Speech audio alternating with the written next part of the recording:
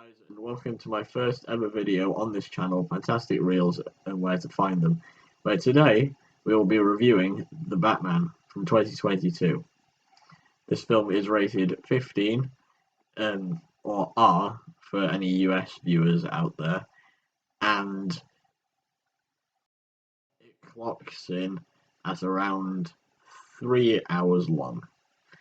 This is directed by Matt Reeves, and it stars Robert Pattinson, Zoe Kravitz, Paul Dano, Jeffrey Wright, Andy Serkis, and Colin Farrell. It follows Batman as he tries to uncover a lot of cryptic clues set by the serial killer, the Riddler, and Batman must stop him and unmask him to bring justice to Gotham City. So, now on to what I really liked about the film. So, one of my favourite things about this entire film is the performances. In particular, Colin Farrell as Penguin. He really disappears into the role of Penguin, and if no one told you that this was Colin Farrell, you would never be able to tell that it was him, due to the prosthetics and the accent that he put on for the performance. Jeffrey Wright is also absolutely amazing as Jim Gordon. He works really well with Batman, and is a very key role to solving the mysteries of the murders that the Riddler has committed. Robert Pattinson is such a great Batman. He might just be the best Batman that there's been since Christian Bale, and in the future, if Matt Reeves decides to carry on this series, he has the potential to become the best Batman there has been so far. Paul Dano as the Riddler, though, is probably my favourite character in the entire film, because he provides such a terrifying performance in certain scenes, and his version of the Riddler is so similar to that of John Doe in Seven and of the actual Zodiac Killer, mainly with the Zodiac Killer being the outfit, but and his clues that he leaves. But Paul Dano's performance is terrifying, and in one scene in particular, in the third act of the film, I genuinely felt scared of Paul Dano. Also, a character that I forgot to mention before is Zoe Kravitz as the new Catwoman.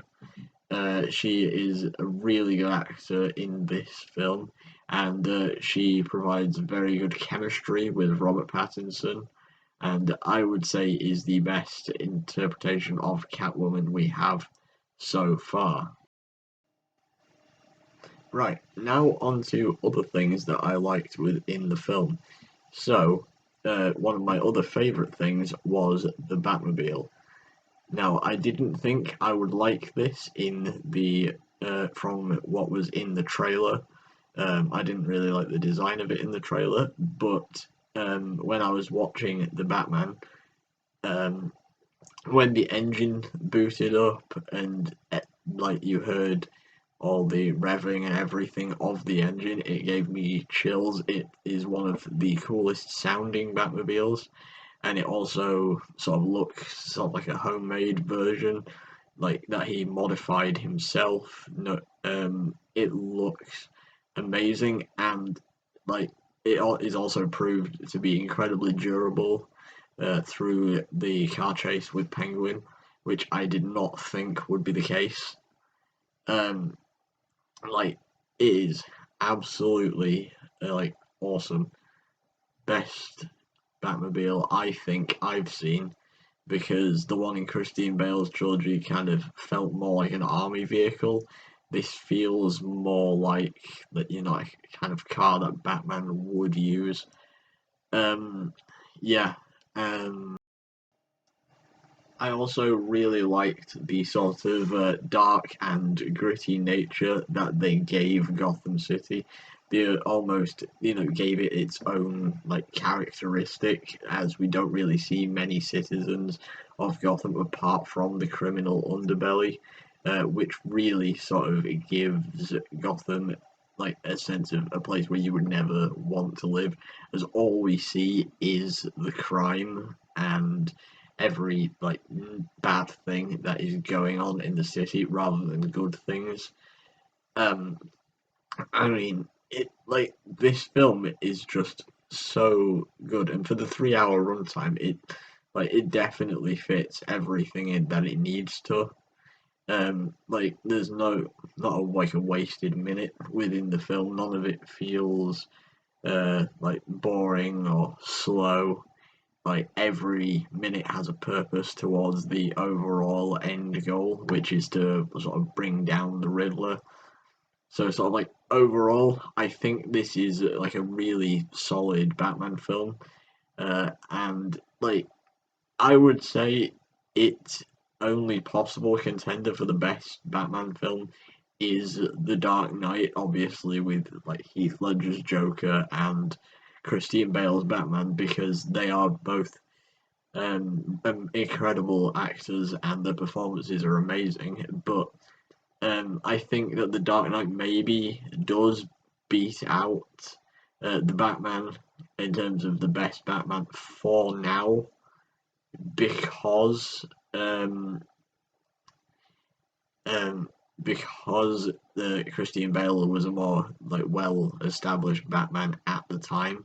I think as time goes on, this film will age very well and might become my favorite Batman film over a period of time.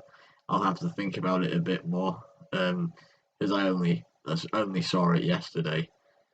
Um, so in the end, I gave it a 9.5 out of 10. My full review for this film is on my Letterboxd, which is currently Beefboy789, um, and that is quite a long, detailed review. So if you want to have a look at that, this is the best way to do it. So go to my Letterboxd account. Also, if you liked this video, please give this video a like. Also, subscribe to this channel because it's new, and I would like to keep making videos. Also, any feedback or new video ideas, please leave them in the comments because I want to try and tailor my content to what you guys want to see. And I will see you guys in the next video.